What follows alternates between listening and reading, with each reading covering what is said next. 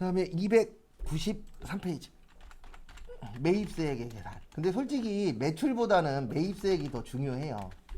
네, 왜 중요하냐면 요 회계 때에도 한번 설명드렸는데 우리 납부세액 이렇게 구한다 그랬죠. 매출세액에서 무슨 세액 빼요?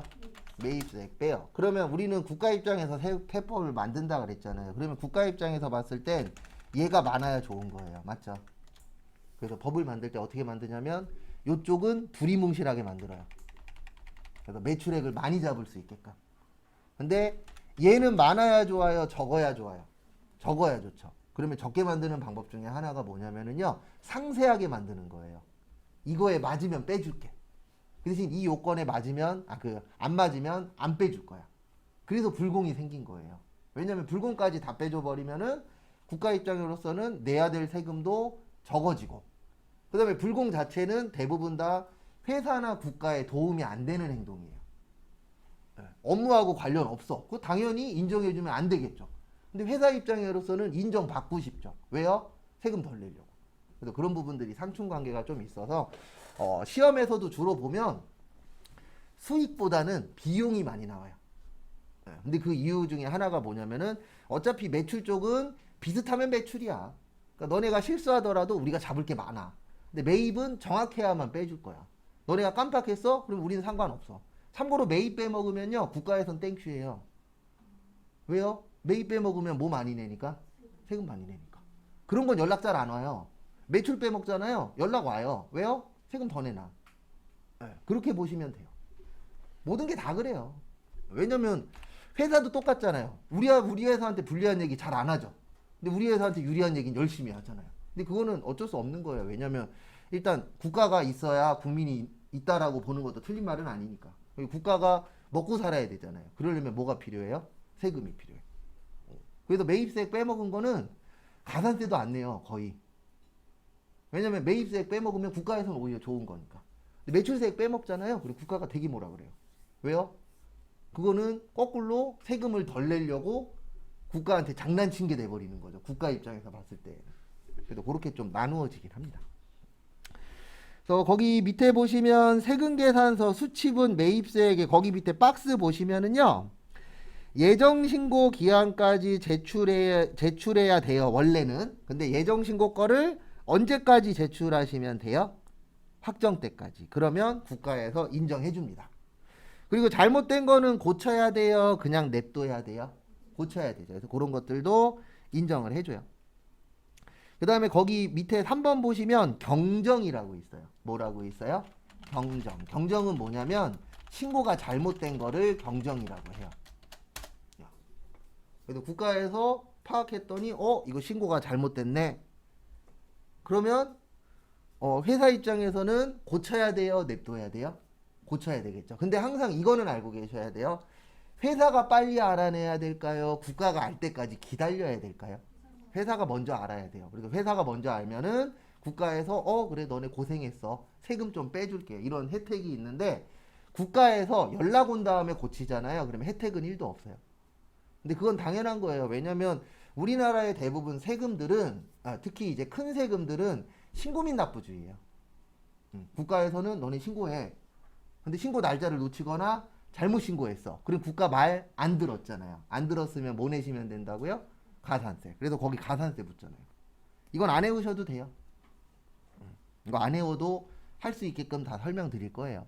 다행히도 프로그램에 있어요. 근데 이거 이 내용 아시는 분들 많지 않아요. 저도 우연치 않게 잘못 눌렀다가 하나 찾아갖고 그래서 나중에 가산세 할 때 좀 편한 방법이 있어요. 그건 제가 실기할 때 알려드릴 겁니다. 그 다음에 2번에 매입자 발행 세금 계산서 별표 하나. 시험엔 잘 안 내는데요. 뭐 나올 수는 있는데 아직까지는 안 내시더라고요. 그래서 매입자 발행 세금 계산서는 뭐냐면 원래 세금 계산서는 매출자가 발행해요. 근데 이럴 수 있잖아요. 거래처하고 싸웠어. 돈도 다 주고 물건도 다 받았는데 거래처가 이럴 수 있죠. 난 죽어도 너한테 세금 계산서는 안 줄 거야. 이게 실제 발생할 수 있어요? 없어요? 있어요. 그리고 국가에서도 이런 일이 비일비재하니까 국가에서 이걸 만들어 버린 거예요. 매입자가 발행해도 인정을 해주겠다. 근데 실제 발행하는 건 아니에요. 이거는 뭐냐면 국세청이나 세무서에다가 찌르는 거예요. 저 회사랑 거래했는데 저 회사가 세금계산서를 안 준다 라고 국세청에 신고를 하시면 국세청이나 그 관할 세무서에서 그 거래 회사한테 연락을 해요. 거래한 거 있냐. 왜냐면 확인을 해야 되잖아요. 그래서 제일 좋은 건 뭐냐면 다들 아시겠지만 돈 주고 받을 때에는 현금으로 주지 마시고 뭘로 줘요? 카드나 통장. 이건 다 흔적이 남잖아요. 네.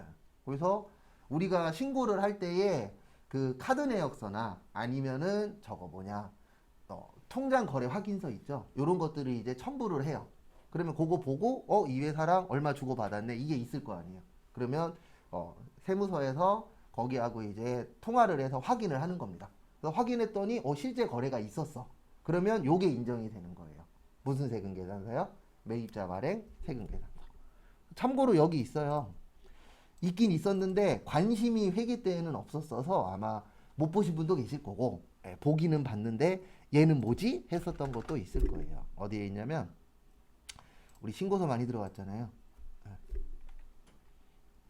여기 있어요. 매입자 발행 세금계산서 2번에 있어요? 없어요? 있죠.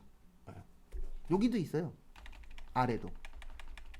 왜냐면 이거는 우리가 신고를 당했을 수도 있고 여기는 우리가 신고를 뭐 했을 수도 있죠? 했을 수도 있죠. 그래서 양쪽 위아래 다 있어요. 근데 요거는 진짜 발행하는 건 아니에요. 국세청에다가 아니면 세무서에다가 신고를 하시면 요게 되는데 전제 조건은 10만 원 이상이고요. 그 다음에 과세기간 종료일로부터 6개월 이내예요.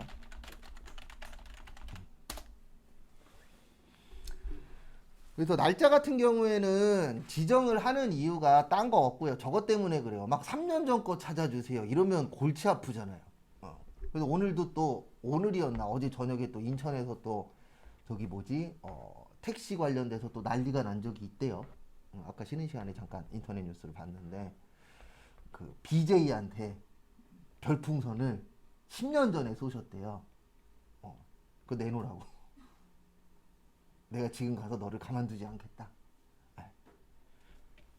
10년 전 거 너무 오래되지 않았어요? 1년 전 거라도 내 이해를 하겠지만 거기 공이 하나 더 붙더라고요. 그래서 이런 부분들이 있는 거예요. 왜냐면 너무 옛날 것까지는 다 체크가 안 되잖아요. 그래서 6개월 이내에 요거는 인정을 해주겠다. 그리고 금액이 10만 원 이상인 이유는 이거 금액 제한 없으면은요 공무원들 짜증나게 하시는 분들이 나타날 수 있어요. 막 1,000원짜리도 신고할 거고 5,000원짜리도 신고할 거고. 대한민국 분 중에 그런 분들이 있다 없다? 있다.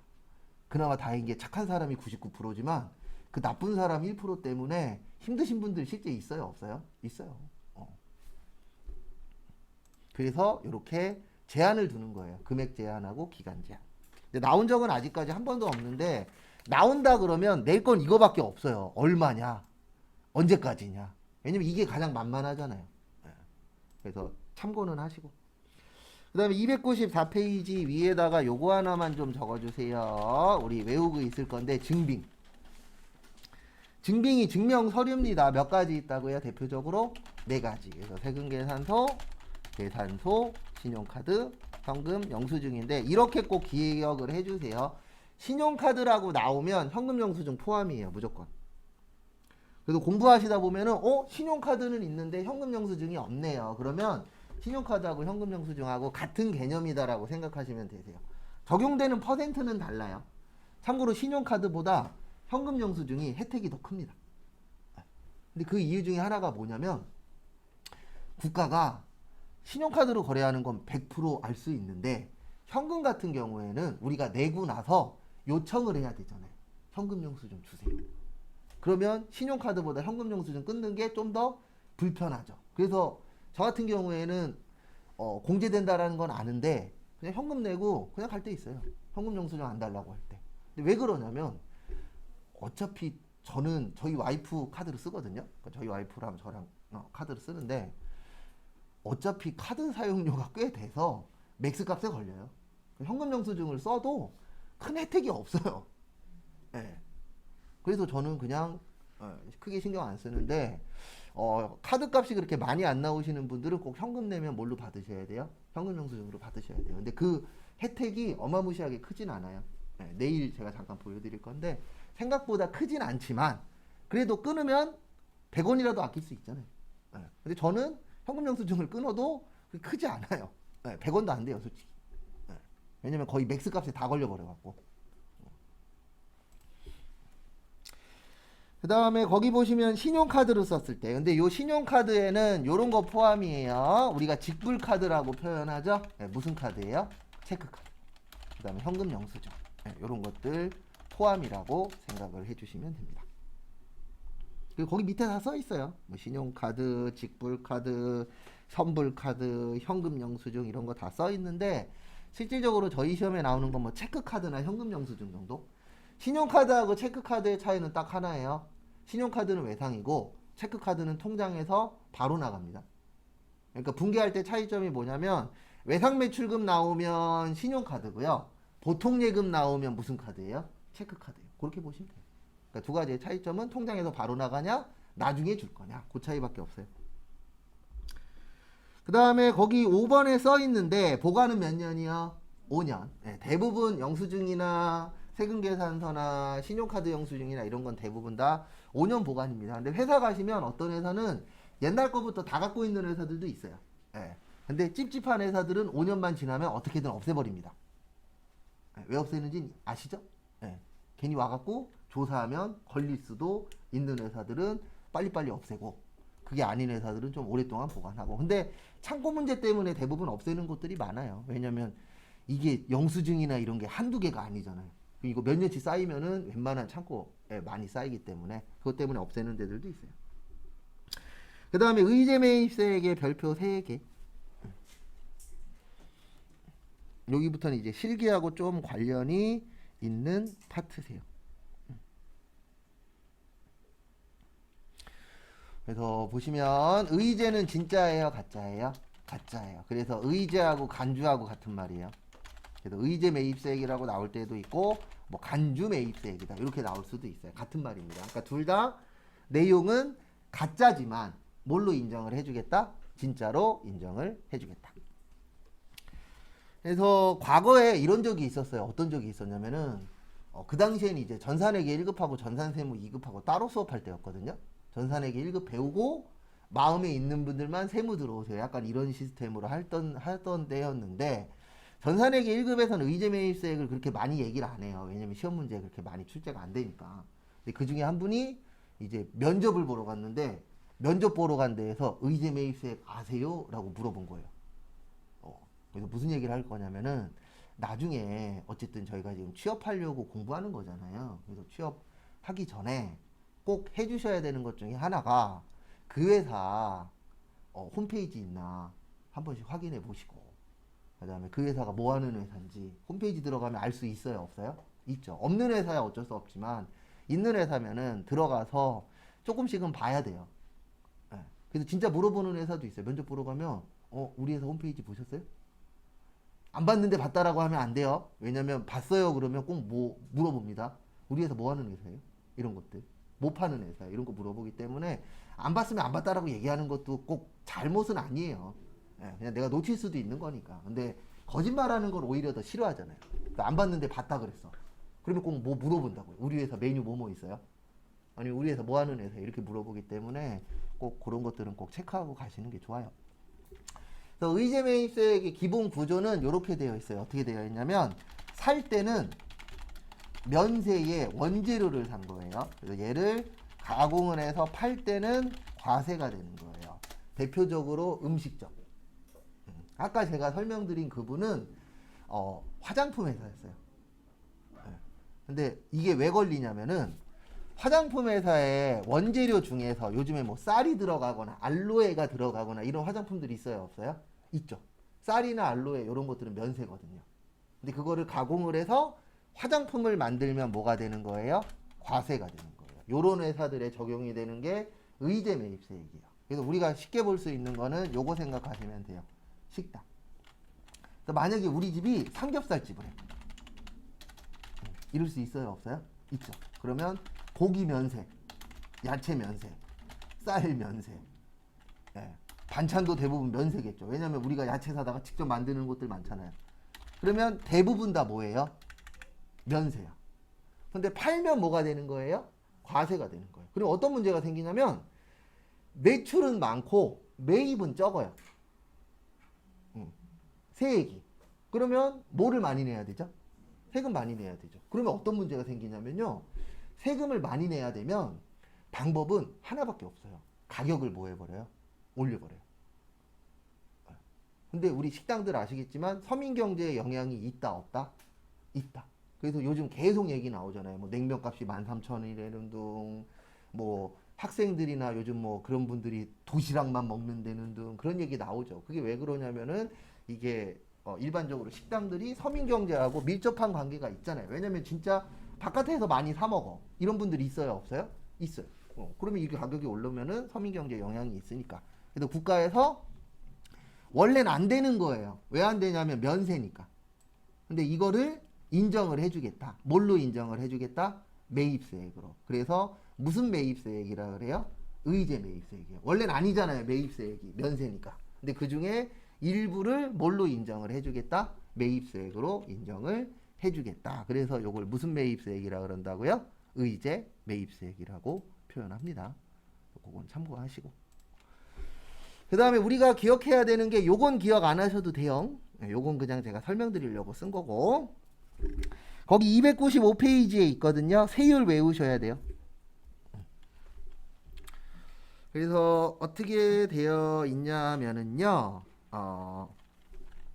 이렇게 되어 있어요. 어떻게 되어 있냐면 원칙은 102분의 2예요. 그 다음에 개인하고 중소기업은 104분의 4.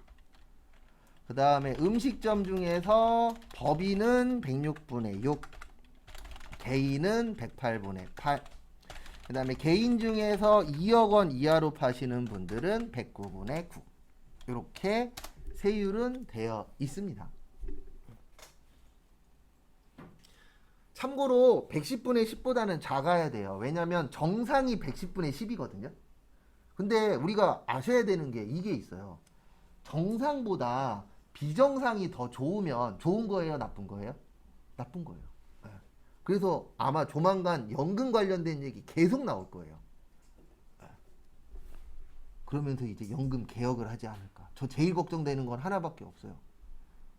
적게 받는 거는 예상은 하고 있거든요. 그건 100% 어느 정권이든지 손은 될 거니까. 근데 제일 걱정되는 건 지금 여기 계신 분들 다 국민연금 현재는 몇 살에 받아요? 65세에 받죠. 이거를 68세나 70세로 늘릴 수 있어요. 지금 얘기 나오고 있는 건 68세예요. 근데 왜 68세냐면 우리나라가 OECD 가맹국이잖아요. OECD 가맹국 평균이 68세래요. 그래서 68세로 늘어나지 않을까. 근데 어쨌든 뭔가는 변화가 되긴 할 건데. 그래서 요거 110분의 10보다는 작아야 돼요. 왜냐면 정상이 110분의 10이기 때문에. 그 다음에 두 가지 더 기억하셔야 돼요. 제조업은 농어민은 제조업만 가나. 이게 무슨 뜻이냐면 우리 농사 짓는 분들 있죠. 그분들이 솔직히 제일 중요한 게 두 가지가 있어요. 하나는 농사 짓는 거. 그 다음에 농사 짓는 걸 뭐 하는 거요? 파는 거. 이 두 가지가 제일 중요하잖아요. 왜냐면 풍년이야. 팔 데가 없어. 그래서 우리 가끔씩 TV에 나오잖아요. 막 양파밭 엎어버리고 감자밭 엎어버리고. 그거 왜 엎어요? 풍년인데 너무 잘 된 거야. 다 잘 됐어. 나만 잘 된 게 아니고. 그랬더니 가격이 너무 어때요? 적어. 그러면 가격을 높이는 방법은 하나밖에 없거든요. 물량을 줄여버리는 거예요. 그래서 최근에도 있었잖아요. 양파값이 너무 낮아져 갖고 일부 지역에서 양파 그 밭을 엎어버렸대요. 문제가 터졌네. 일주일 후에 갑자기 양파값이 오른 거예요. 그리고 그 엎으신 분들 땅을 치고 후회하고 있다고. 일주일만 버텼으면은 본인들이 원하는 가격 받을 수 있었는데. 왜냐면 이게 가격이라는 게 언제 어떻게 될런지는 솔직히 아무도 모르잖아요. 상황에 따라서 달라지긴 하니까. 근데 이제 농어민분들이 파는 게 중요하잖아요. 그래서 국가에서 어떻게 보면 유도하는 거예요. 제조업체들한테. 특히 이제 뭐 김치 공장이나 이런 그 음식 관련된 공장들 있잖아요. 거기들한테 유도를 하는 거예요. 너네 살 거면 농어민한테 사. 그러면 의제 매입세액 인정해 줄게. 그 대신 이거는 안 돼요. 식당이 농어민 분들한테 사는 건 안 돼요. 이것도 왜 안 되는지 아세요? 식당에다 납품하는 회사들이 있어요, 없어요? 있죠. 거기도 먹고 살아야 되잖아요. 근데 만약에 농어민한테 사도 인정을 해준대. 그러면 식당을 크게 하시는 분들은 생각을 해보십시오. 농어민한테 사겠어요? 그런 업체한테 사겠어요? 농어민 분들한테 사겠죠. 왜요? 농어민 분들이 가격이 훨씬 더 뭐하니까? 저렴하니까. 그러니까 세금적으로도 먹고 살게끔 어느 정도 만들어주는 거예요. 농어민은 제조업만 가능하고 업자들하고 거래할 때에는 꼭 요거 받으셔야 돼요. 계산서나 뭐요? 신용카드. 그리고 신용카드면 무슨 영수증 포함? 현금 영수증. 그러니까 요런 식으로 해서 세법적으로도 일부 먹고 살 수 있게끔 만들어 놨어요. 그래서 농어민 분들은 꼭 제조업체만 거래해라. 그래서 예전에 무한도전에서 유재석 씨가 배추 판 적 있어요. 그때 너무 안 팔려서 마지막에 홍진경 씨한테 갔어요. 그래서 홍진경 씨한테 팔려고 갔는데 홍진경 씨가 거기에 거의 끝날 때쯤에 이런 얘기를 했어요. 오빠한테 사는 것보다 우리가 농어민 분들한테 사는 게 훨씬 더 싸. 이런 얘기를 한 적이 있었어요. 왜냐면 일반적으로 제조업체가 농어민 분들한테 살 때는 아예 계약을 이렇게 해버려요. 이 논에서 나오는 거, 이 밭에서 나오는 거 1년에 얼마 줄게. 배추 한 포기에 얼마 이렇게 계약 안 해요. 여기에서 나오는 거 1년에 얼마 이런 식으로 많이 해요. 왜냐면은 그게 훨씬 더 자기들한테도 유리한 경우들이 많으니까. 그래도 뭐 포기당하는 경우들도 있지만 일반적으로 일명 밭대기라 그러는데 밭별로 얼마 이런 식으로도 많이 한다 그러더라고요. 그래서 요거 좀 잘 기억 좀 해주세요. 그래서 시험 문제 쉽게 나오면 이렇게 나와요. 다음 중 매입세액으로 공제 가능한 것을 고르시오. 그러면 의제 매입세액이에요. 얘는 공제는 되는 거잖아요. 가짜지만 뭘로 인정을 해준다? 진짜로. 그 다음에 이제 실기 문제로 나오면 요거 중요해요. 원재료만 되고 그 다음에 요거 세율 기억하셔야 되고 그 다음에 농어민은 누구만 가능? 제조업만. 얘는 써 있어요. 계산서하고 신용카드는 솔직히 거기 써 있으니까 크게 문제가 안 되는데 이런 식으로 이제 입력하는 게 나옵니다. 그래서 그 부분 참고하시고.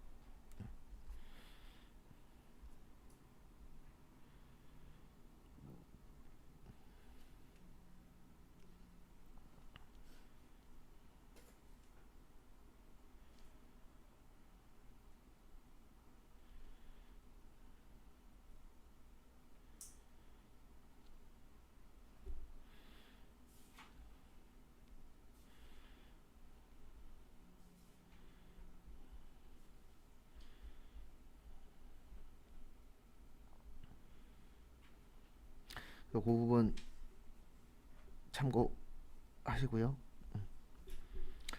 그 다음에 거기 295페이지 보시면 요건 별도로 외우실 필요는 없어요. 거기 295페이지 동그라미 5번에 한도라고 있어요.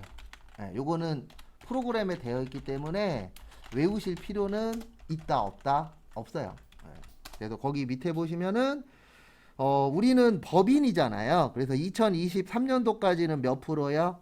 40%. 2024년도부터 30%. 그래서 이거는 알고 계셔야 돼요. 뭐는 알고 계셔야 되냐면 국가가 기존에 주고 있는 혜택들을 다 줄이고 있어요. 왜 줄이고 있어요? 세금이 많이 필요하니까.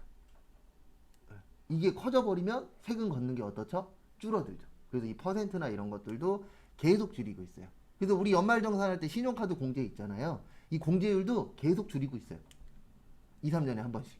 근데 왜 손대냐면은 없앨 수는 없어요. 왜냐면 이미 근로소득자들은 머릿속에 이렇게 박혀 있거든요. 물건 살 땐 신용카드. 왜요? 그러면 세금 덜 낸대. 이게 어느 정도 공식처럼 되어 있기 때문에 없앨 수는 없어요. 그러면 옛날에 50% 해줬으면은 40, 30, 20 이런 식으로 계속 퍼센트를 뭐 하는 거예요? 줄이는 거예요. 왜냐면 그렇게 해야 국가가 뭐를 많이 거둘 수 있으니까 세금을 많이 거둘 수 있으니까. 그래서 제가 이거 관련돼서 하나만 설명드리면 이거 뭐 아시는 분도 계시고 모르시는 분들도 계시겠지만 별거는 아니고요. 이게 예전엔 없었어요. 이게 예전에 없었어요. 그리고 이게 원래 하려고 했었던 것보다 1년 뒤에 생겼어요. 왜 1년 뒤에 생겼냐면 이거 만들려고 했었을 때가 총선이 있었을 때예요. 그래서 이게 식당에 많이 영향이 있잖아요. 그래서 그때 요식업협회에서 들고 일어났어요. 뭐라고 했냐면 너네 이거 통과시키면 딴 당 찍을 거다. 예.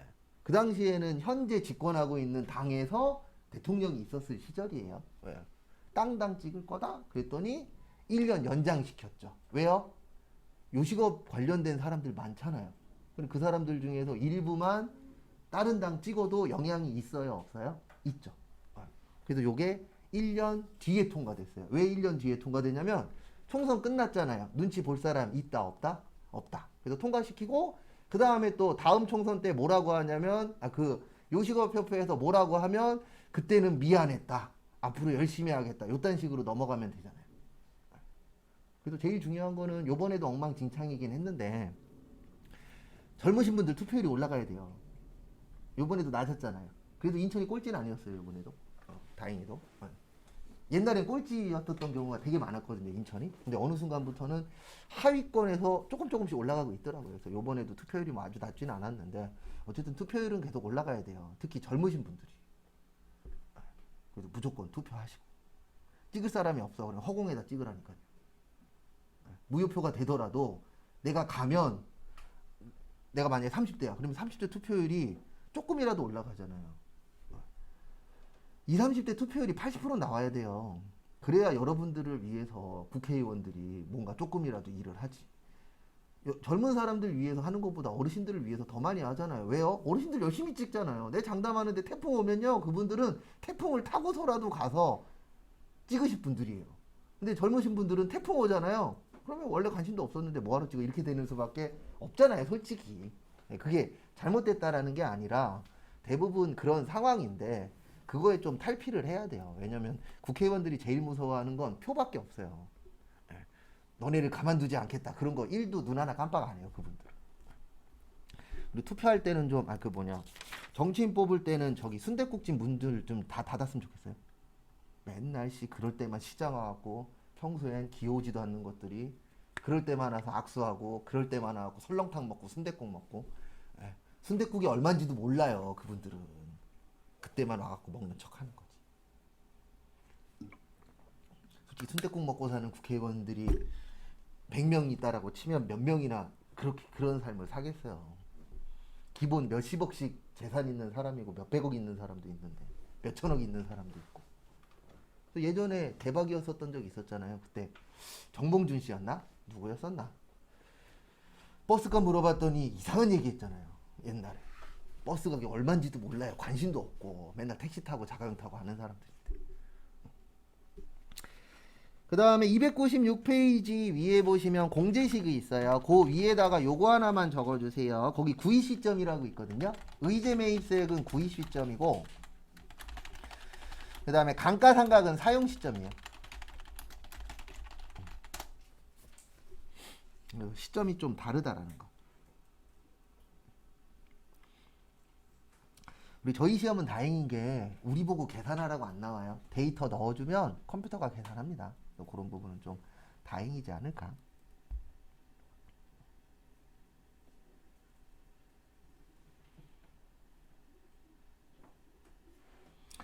그래서 이게 뭐냐면은요. 의제 매입세액은 대부분 재료예요. 그러면 이거는 왜 구입 시점에 세액 처리를 하냐면은요. 우리 재료 산 거 언제 쓸지 알아요? 모르죠. 쓰기는 쓸 거야. 근데 만약에 이게 냉동이야. 유통기한이 2년짜리래. 그러면 다음 달에 쓸지, 1년 후에 쓸지, 2년 후에 쓸지 나도 모르잖아요. 쓰기는 쓸 거지만. 그러니까 국가에서도 타이밍을 잡기가 어때요? 어려워요. 그러니까 그냥 샀을 때 다 처리해. 쓰는 건 너네가 언젠간 쓸 거잖아. 그래서 의제 매입세액은 무슨 시점이에요? 구입 시점. 그리고 감가상각은 사용 시점인 이유가 뭐냐면 감가상각이라는 게 쓰면 쓸수록 값어치가 뭐 할 것이다? 떨어질 것이다. 이렇게 보는 게 감가상각이잖아요. 그러면 사용하면 사용할수록 떨어질 거니까 요거는 무슨 시점으로 보는 거예요? 사용 시점. 두 가지가 약간 차이점이 있어요. 근데 시험 문제는 어떻게 나오냐면 의제 매입세액에다가 사용 시점이라고 넣어놔요. 근데 사용 시점이 아니고 무슨 시점으로 보는 거예요? 구입 시점. 이거 참고하시고. 그 다음에 297페이지. 재활용. 폐자원.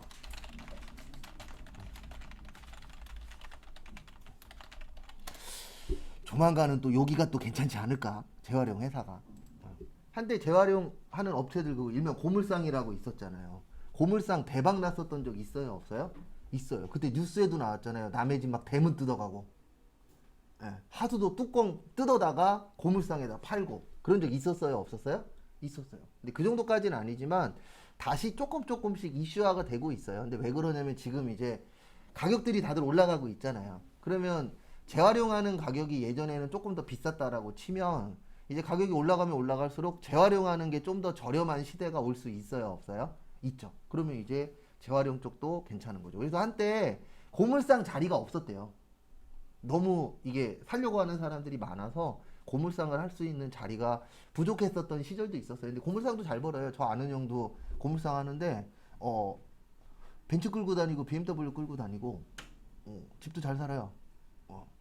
근데 이제 그렇게 되는 집도 있는 반면에 뭐 뭐든지 다 잘 되는 데 있고 안 되는 데 있으니까. 그래서 형하고 잠깐 술 먹을 일이 있어갖고 한번 물어봤는데 어떤 특수한 물건을 만드는 회사가 있대요. 거기를 1년에 2번 청소하러 간대요. 근데 한 번 청소할 때마다 2천만 원 번대요. 거기에서 나오는 거 이렇게 찌꺼기 같은 것들 모아갖고 팔면 그게 물질이 좀 비싸대요. 거기에서 나오는 거 자체가. 그래갖고 한 1, 2천만 원은 번다 그러더라고요. 거기 갔다만 와도 1년에 한두 번 가긴 하는데. 그래서 그런 것들, 그런 집들이 많으면 대박 나는 거죠, 뭐. 가갖고 한 2, 3일 일하고 1, 2천 벌면 괜찮잖아요. 그런 것들도 있는데 많지는 않아요. 일반적으로 저게 제일 많죠. 헌옷수거라던가 아니면 뭐 이제 고철. 근데 그런 쪽은 돈 안 된대요. 그 정도 하긴 하는데 그렇게 그쪽에 관심이 많지는 않다 그러더라고요. 또 재활용하는 회사들은 왜 혜택을 주냐면 우리나라 자원이 없잖아요.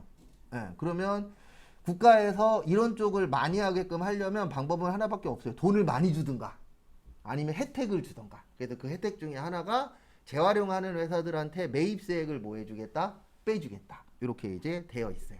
그래서 저희 시험에 많이 나오는 거는 고철 많이 나와요. 그러니까 개인들이 고물상이나 이런 데다 고철 파시는 분들이 있어요, 없어요? 있죠. 내용은 그걸로 많이 나와요, 고철로. 그래서 거기 보시면 2023년 12월 31일 중고자동차는 2022년 몇 월 며칠이요? 12월 31일이라고 되어 있는데 제 개인적인 예상은 연장입니다. 쉽게 못 없앨 거예요. 지금 같은 경우에 특히 중고차 같은 경우에 아시잖아요. 요즘 새 차 살려면 1년 걸려요. 지금 예약하면 내년 이맘때쯤 받아. 아니면 내년 하반기 때쯤 받아. 지금 난리잖아요, 새 차. 그래서 오히려 중고차 중에 얼마 안 된 차는 새 차보다 더 비싸대요. 왜냐면 새 차 살려면 1년을 기다려야 돼.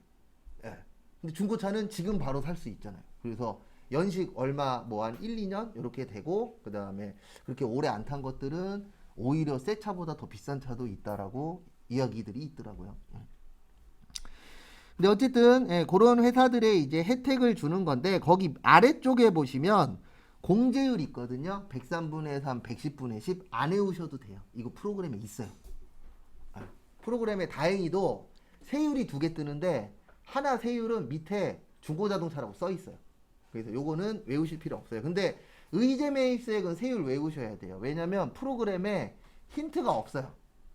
그래서 내가 102분의 2로 갈지 104분의 4로 갈지 106분의 6으로 갈지 그거는 내가 선택을 해줘야 되기 때문에 의제 매입세액 세율은 외우셔야 돼요. 근데 재활용은 외우실 필요는 없다라는 거. 그 부분은 참고만 하시고. 그 다음에 298페이지.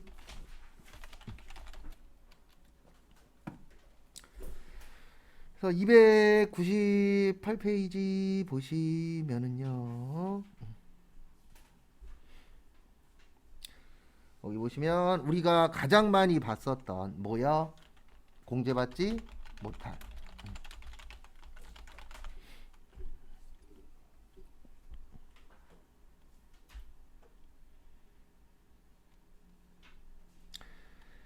그래서 보시면 우리가 불공이라고 표현하는 게 공제받지 못할 매입세액이죠. 그래서 불공이 있는 이유는 하나입니다. 다 빼주면은 국가에서 세금 거둘 수 있다, 없다? 없다. 왜냐면 진짜 만약에 이것저것 다 빼드릴게요. 그러면 사돈의 8천 것까지 다 끌고 올 거잖아요.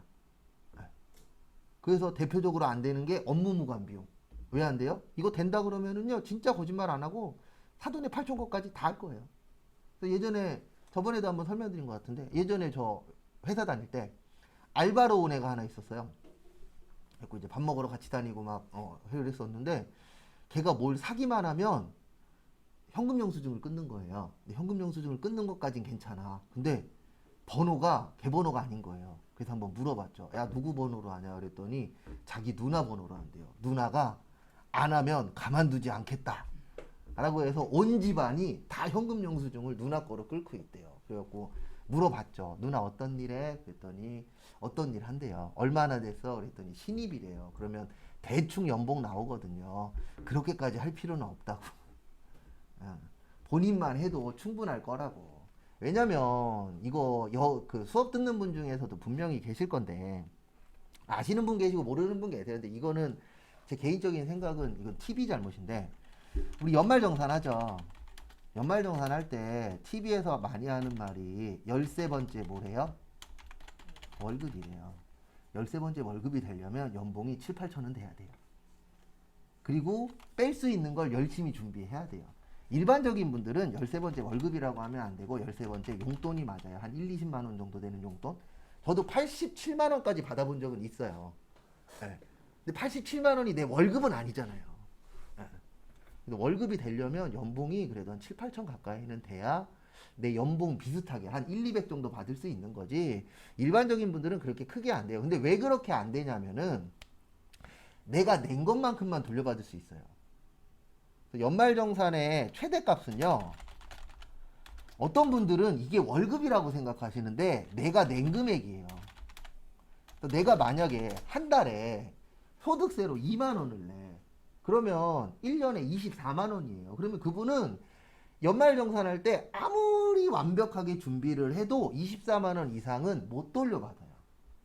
근데 TV에서 이런 얘기 하잖아요. 13번째 월급입니다. 그러니까 꿈에 부풀어 있어. 나 엄청 많이 준비했어. 그러니까 나는 내 월급만큼 받을 수 있을 거야. 한 1, 200 받을 수 있을 거야. 이렇게 오해하시는 분들이 계세요, 실제. 근데 내가 받을 수 있는 금액은 얼마가 한도예요? 내가 낸 금액만큼 이상은 못 받도록 되어 있어요. 그건 참고하시고. 근데 이 얘기 하다 보면 대부분 알아요. 대부분 아는데 간혹 가다 이제 잘못 알고 계신 분들이 계시더라고요. 근데 그분들이 잘못된 게 아니에요. 왜냐면 뉴스나 그런 쪽에서는 지들 유리한 것만 얘기해요. 네. 우리 개인들이 알아야 될 거는 얘기 안 해요. 특히 신용카드 쪽. 근데 왜 그런지 아세요? TV에서 광고 중요해요? 안 중요해요? 중요하죠. 네. 제 장담하는데 신용카드 공제 관련돼서 디테일하게 다 얘기하면요. 광고에서 끊겨요. 왜냐면 디테일하게 얘기를 다 해버리면 어떤 결과가 되냐면 카드 쓰지 마세요가 돼버려요. 카드 써봤자 혜택 얼마 안 돼요. 이게 돼버리거든요. 실제. 그래서 뭐든지 다 디테일하게 얘기를 안 해주고 그냥 유리한 것만. 그 다음에 자기들 회사에 문제 안 생길 정도로만 얘기하고 딱 끊어요. 근데 그 얘기 그 더 이상 얘기 못해요. 왜냐면 그 더 이상 얘기해버리면은 결론적으로는 그거거든요. 신용카드 쓰지 마세요. 혜택 별로 없어요. 이게 끝이거든요. 근데 대부분 전문가라고 TV에 나와서 뭐라 그래요? 요만큼은 카드로 쓰시고요. 요만큼은 현금 영수증으로 쓰세요. 이렇게 이야기 많이 해요. 맨날 똑같아요. 하는 말. 대표적인 게 두 가지예요. 아까 설명드린 카드랑 그 다음에 집 팔 거면 몇 월 달에 팔라 그래요? 집. 네, 팔아야 돼. 올해. 그러면 5월 달에 팔라 그래요. 왠지 아세요? 6월 1일이 재산세 그 기준일이에요. 6월 1일 날 누가 갖고 있느냐에 따라서 재산세가 나한테 나올 수도 있고 저 사람한테 나올 수도 있어요. 그래서 전문가들이 맨날 나와갖고 맨날 이 두 얘기만 해. 이제 좀 딴 얘기 좀 했으면 좋겠는데 맨날 신용카드는 월급의 25%까지만 쓰세요. 25% 넘으면 현금 영수증으로 쓰세요. 왜냐면 신용카드보다 현금 영수증이 공제율이 높거든요. 그래서 그 얘기 많이 나오고 그 다음에 또 하나는 여러분들 집 파실 거죠? 그러면 이때 파셔야 돼요. 이게 대부분 앞에서 저거예요. 미끼 내용이 그거예요. 집 팔 거면 이때 팔아야 됩니다. 라고 얘기하고 나중에 얘기하죠. 5월 달에 팔라고. 왜냐면 6월 달이 재산세 그 기준일이거든요. 이때 누가 갖고 있느냐. 근데 요즘 웬만한 사람들 그 내용 다 알아요. 아니면 공인중개사분들이 알아요. 그래서 5월 달에 팔면요. 이런 데들도 있어요. 재산세 나오면 반 땅씩 냅시다. 반반씩. 아니면 너 몇 프로 나 몇 프로 이런 식으로 아예 그 계약서에다가 쓰시는 분들도 있어요. 왜냐면 이게 내가 만약에 5월 31일 날 샀어. 그러면 내가 하루 일찍 사서 내가 재산세를 다 내야 되잖아요. 어. 근데 내가 바보 아니잖아요. 내가 그 내용을 알아. 그러면 하루 때문에 내가 내는 거니까 당신이 얼마 내줘. 이런 식으로 해서 팔 수도 있어요? 없어요? 있어. 어. 옛날하고 달라요. 요즘 분들 얼마나 무서운데요.